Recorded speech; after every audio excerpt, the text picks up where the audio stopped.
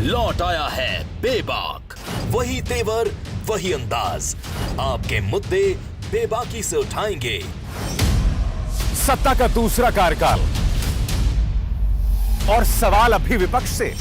सवाल तो उससे होगा जिसके हाथ में ताकत हो, जिसके हाथ में पुलिस हो, संस्थाएं हो और मीडिया जिसके सामने नतमस्तक हो।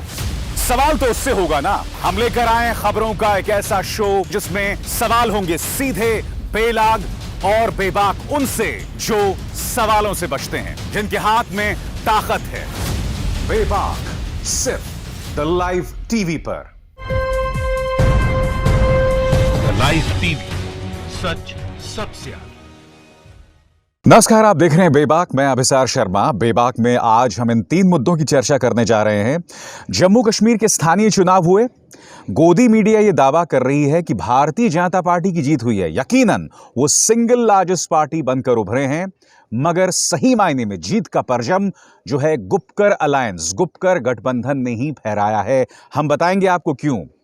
मुद्दा नंबर 2, आपके स्क्रीन पर यह है अर्नब गोस्वामी। जी हां, अब इन्हें थूक कर चाटना पड़ता है। मैं ऐसा क्यों कह रहा हूं, क्योंकि ये हिंदी का एक कहावत है और ये क्यों कह रहा हूं मैं आपको बताने वाला हूं। और मुद्दा नंबर 3, प्रधानमंत्री, एक तरफ तो आप गुरुद्वारा रकाबगंज जाते हैं, सिख गुरुओं के सामने अपना शीश झुकाते हैं, मगर दूसरी तरफ आपके अपने सांसद किसानों के लिए अपशब्दों का इस्तेमाल करते हैं। ये दोहरे मापदंड क्यों प्रधानमंत्री? शुरुआत हम करना चाहेंगे जम्मू कश्मीर की स्थानीय सियासत के साथ। अगर आपको यह समझना है कि गुपकर अलायंस, जिसके अंदर नेशनल कॉन्फ्रेंस, पीडीपी और सीपीएम और अन्य कई स्थानीय दल थे, इनकी राह कितनी मुश्किल थी, तो आपको कुछ चीजों पर गौर करना पड़ेगा। सबसे पहले आज तक की यह खबर देखिए दोस्तों। यहां पर यह खबर क्या कह रही है, इस पर गौर कीजिएगा आप। जम्मू कश्मीर का जनादेश गुपकर गैंग के साथ बीजेपी से माजिद हैदरी का सवाल। क्या बता रहा है दोस्तों? गैंग यानी कि भारतीय लोकतंत्र में शामिल होने वाले एक गठबंधन को आपने गैंग बता दिया। और बात यहां नहीं रुकती। आपको याद होगा चुनावों से पहले पिछले कुछ अरसे से, पिछले 4 या 5 महीने से, जब से ये गुपकर अलायंस अस्तित्व में आया है, तमाम न्यूज चैनल्स में गुपकर अलायंस को बदनाम करने के पूरे प्रयास किए गए। उन्हें पाकिस्तानी परस्त बताया गया, उन्हें पृथकतावादी बताया गया, उनको गालियां दी गईं। और दूसरी तरफ हो क्या रहा था? इन 3 चेहरों पर गौर कीजिए। फारूक अब्दुल्ला, महबूबा मुफ्ती और उमर अब्दुल्ला। जब से धारा 370 हटाई गई है, इन्हें नजरबंद कर दिया गया था, इन्हें जेल में कर दिया गया था, घरों में इन्हें नजरबंद कर दिया गया था और अभी कुछ ही दिनों पहले इन्हें रिहा किया गया है। इन हालात में इन्होंने जम्मू कश्मीर के स्थानीय चुनावों के लिए जो है वो कैंपेनिंग की है। अब भी इस वक्त जब मैं आपसे बात कर रहा हूं, अब भी न्यूज चैनल्स इन्हें बदनाम करने की कोई कसर नहीं छोड़ते।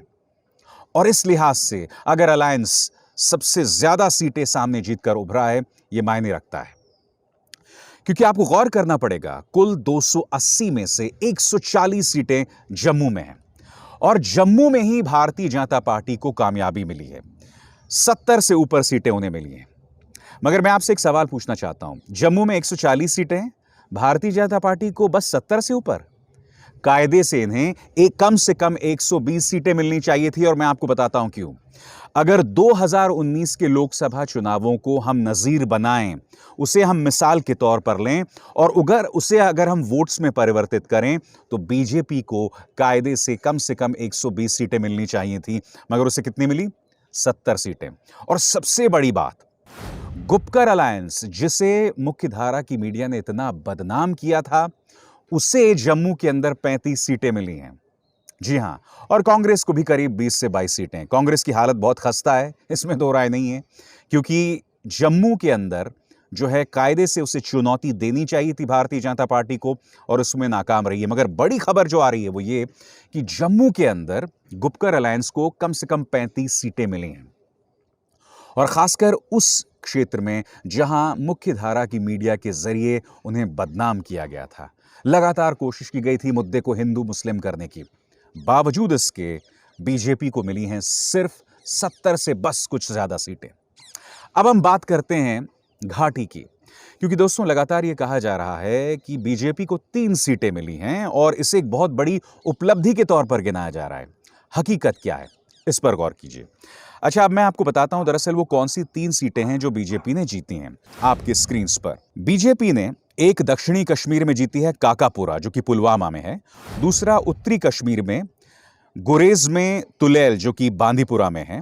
और मध्य कश्मीर में कोनमोह, जो कि श्रीनगर में है। एक एक करके मैं तीनों चीजों की बात करता हूं। सबसे पहले दोस्तों मैं काकापुरा की बात करना चाहूंगा। क्या आप जानते हैं कि जो बीजेपी की प्रत्याशी हैं यहां पर वो सिर्फ 14 मतों से जीती हैं। नंबर 1, जीत होती है, मैं जानता हूं, चाहे आप 14 वोट से जीतें, चाहे आप 14,000 से जीतें, चाहे आप 1 वोट से जीतें, मगर आपको एक हकीकत पर गौर करना पड़ेगा। और वो हकीकत क्या है? वो हकीकत यह है दोस्तों कि यहां पर गुपकर अलायंस था ही नहीं।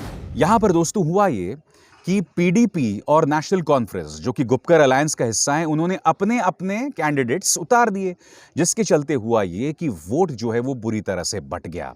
और यही वजह है कि काकापुरा में वो 14 वोट से जीती। अब हम बात करते हैं श्रीनगर की।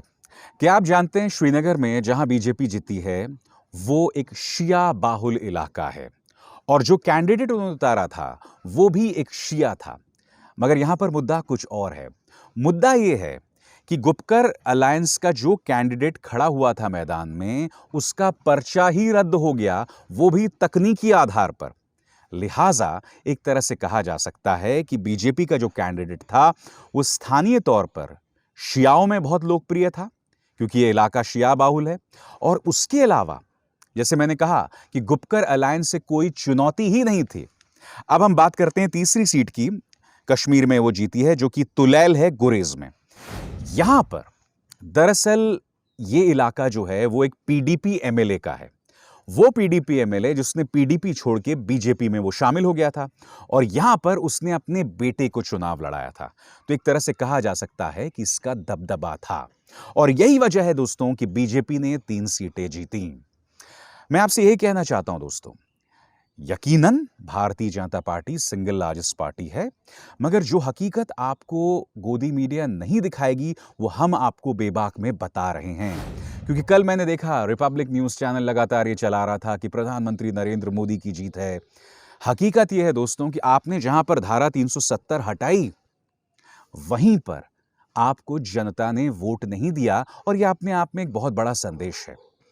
और यही बात उमर अब्दुल्ला अपने इस बयान में कह रहे हैं। उन्होंने कहा यह जनादेश कहीं ना कहीं धारा 370 को हटाए जाने के खिलाफ है।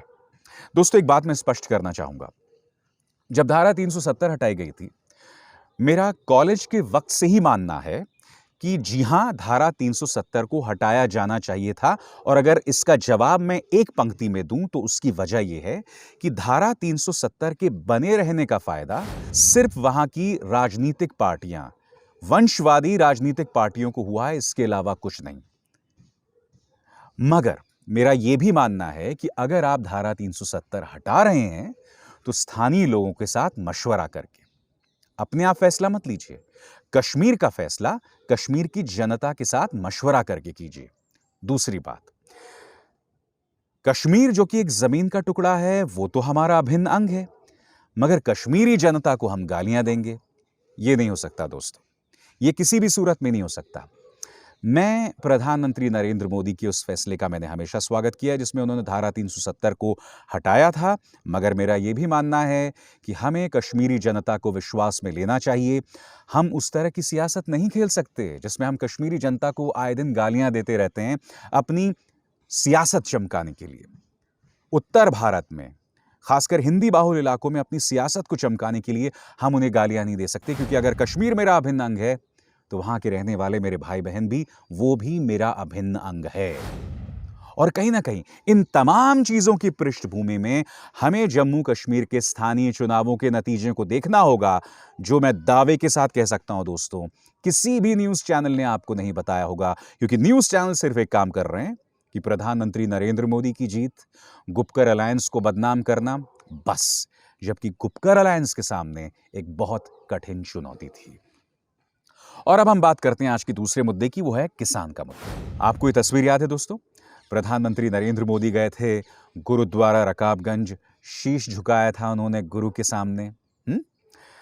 एक तरफ तो ये भव्य नज़ारा होता है क्योंकि प्रधानमंत्री नरेंद्र मोदी कहीं ना कहीं अपने सिख वोटर को ये संदेश देना चाहते हैं कि देखिए मैं आपके साथ हूं।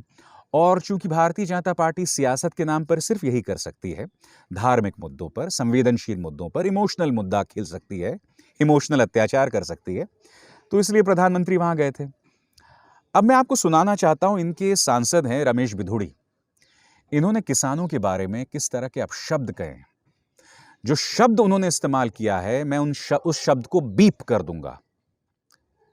कम से कम इस मंच पर मैं आपको नहीं बताने वाला हूं कि उन्होंने किस अपशब्द का इस्तेमाल किया, क्योंकि ऐसा शब्द कोई अपने दुश्मन के लिए भी इस्तेमाल नहीं करता। यह आदमी कह क्या रहा है, ये सुनिए। कितने किसान हैं और बॉर्डरों पर बैठे कितने, कहीं 500, कहीं 250, कहीं 1500, तो वो सबके सब कनाडा से आए हुए पैसे को लेकर, पाकिस्तान से आए पैसे को लेकर जो होते हैं हर गांव में 5-7, 10-5, वो बैठे हुए हैं कि खाने को फोकट का मिल रहा है, गर्म पानी मिल रहा है, बढ़िया रजाई मिल रही है और मोदी को हटाना है, इसलिए वो बैठे हैं। भाइयों बहनों, प्रधानमंत्री ये आदमी कोई छुट भैया नेता, कोई गुंडा, कोई राह चलता मनचला नहीं जो इस तरह की बात करे। ये सांसद हैं, पद और गोपनीयता की, शालीनता की इन्होंने कसम खाई है संविधान के हिसाब से, और अब ये मेरे किसान भाइयों को गाली दे रहा है। आज मैं आपसे पूछना चाहता हूं प्रधानमंत्री, क्या आपका फर्ज नहीं बनता कि इन सज्जन को अपने दफ्तर में बुलाइए? या चलिए कोविड के चलते आप नहीं बुला पा रहे हैं तो कम से कम इन्हें कॉल करके इन्हें बोलिए कि ये किस तरह के शब्द हैं जो आप किसानों के लिए इस्तेमाल कर रहे हैं, पाकिस्तानी पैसे से, कनाडा पैसे से, और जो शब्द इन्होंने इस्तेमाल किया है, तौबा तौबा। मगर किसान जो है वो झुकने वाला नहीं है दोस्तों। मैं आपको बता दूं कि महाराष्ट्र से करीब 40 किसान संगठन नासिक से दिल्ली के लिए रवाना हो चुके हैं।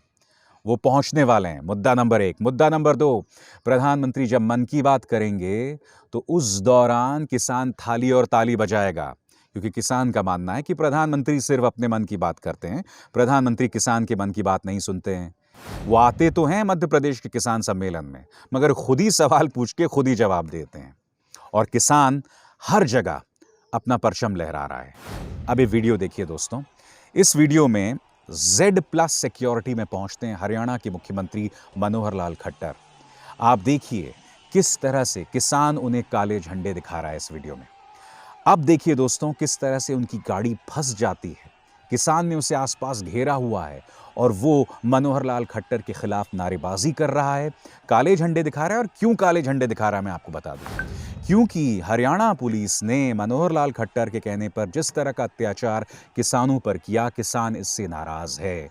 मनोहर लाल खट्टर उसी अत्याचार का प्रतीक इस किसान के लिए है, और इसी वजह से दोस्तों आप इन तस्वीरों में लगातार देख रहे हैं कि किसान किस तरह से उग्र होकर उन्हें काले झंडे दिखा रहा है। और यही मैं आपको बोलना चाहता हूं, वो किसान झुकने वाला नहीं है, वो किसान बताने वाला है आपको कि आंदोलन क्या होता है। और सबसे अच्छी बात दोस्तों कि वो बहुत ही शालीनता से अपनी बात रख रहा है। वो काले झंडे दिखा रहा है, और काले झंडे दिखाना इस लोकतंत्र का हिस्सा है। इसके लिए मतलब ये नहीं कि आपको ये बता दो कि उसे पैसे पाकिस्तान से पहुंच रहे हैं, कनाडा से पहुंच रहे हैं, उसे खालिस्तानी बता दो, ये तमाम चीज़ें बता दो, ये सही नहीं है, ये गलत है। और अब हम बात करते हैं अपने तीसरे मुद्दे की। मैंने कार्यक्रम की शुरुआत में आपको बताया कि हिंदी की कहावत है थूक कर चाटना। क्या आप जानते हैं ब्रिटेन के अंदर अर्नब गोस्वामी के चैनल रिपब्लिक पर 20 लाख रुपए का फाइन हुआ है? क्यों हुआ है? वो इसलिए हुआ है दोस्तों कि वहां की जो स्थानीय एजेंसी है उसने कहा कि रिपब्लिक चैनल जो है वो अपने चैनल के जरिए जहरीला संदेश देता है, धर्म, समुदाय और देश के आधार पर लोगों पर निशाना साधता है, इसलिए हम उन पर 20,000 पाउंड्स का हर्जाना जो है फाइन ठोक रहे हैं। 20,000 पाउंड यानी कि करीब 20 लाख रुपए। अब उन्होंने कहा क्या था मैं आपको बताता हूं। उन्होंने कहा यह था, और इसमें न सिर्फ अर्नब गोस्वामी बल्कि भारतीय आर्मी के एक ऑफिसर सिन्हा, उन्होंने भी अब शब्दों का इस्तेमाल किया था, और हमला उन्होंने पाकिस्तानियों पर किया था। क्या कहा था पहले मैं आपको बताता हूं। अर्नब गोस्वामी ने कहा था कि पाकिस्तान में हर शख्स जो है वो आतंकवादी है।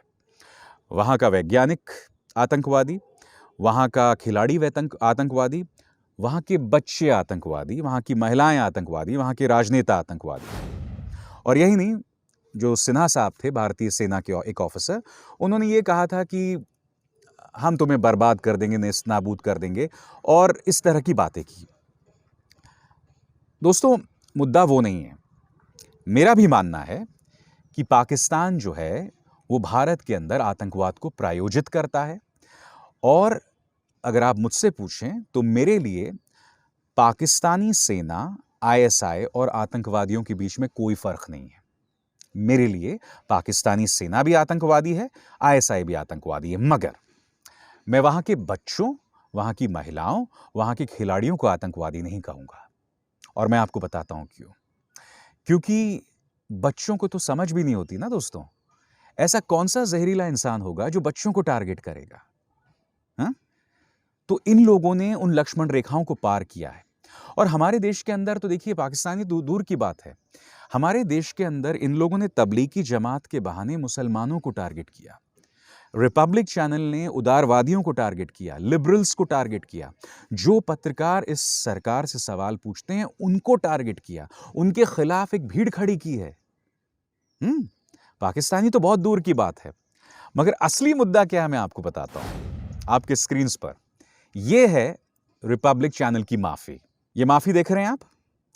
अब मैं आपको बताना चाहता हूं, क्योंकि ब्रिटेन ने जो इन पर 20 लाख रुपए का फाइन किया है, अगर तो रिपब्लिक चैनल को लग रहा है कि उन्होंने बहुत महान काम किया, तो तुमने माफी क्यों मांगी?